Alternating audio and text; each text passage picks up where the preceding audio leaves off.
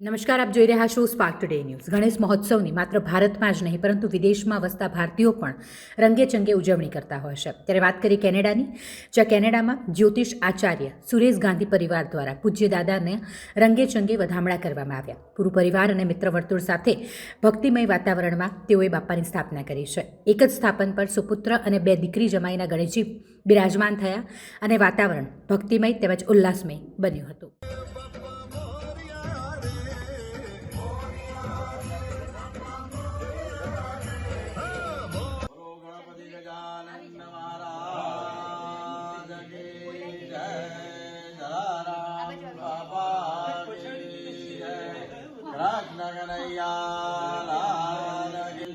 ओम नमो भगवते वासुदेवाय.